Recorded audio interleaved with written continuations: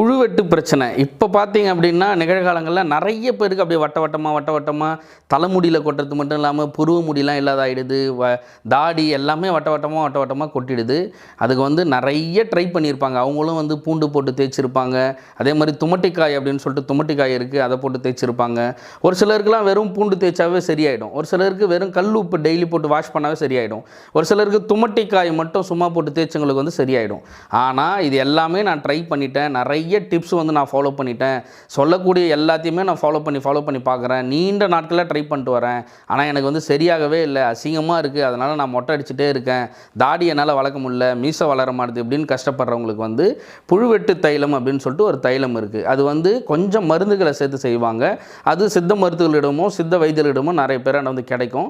அதை வாங்கி யூஸ் பண்ணிங்கன்னா சும்மா ஒரு 100 ml 200 ml பயன்படுத்தும் போதே உங்களுக்கு வந்து ரிசல்ட் கொடுத்துரும். அதாவது ஒரு 3-4 நாளுக்குள்ளே முழுக்க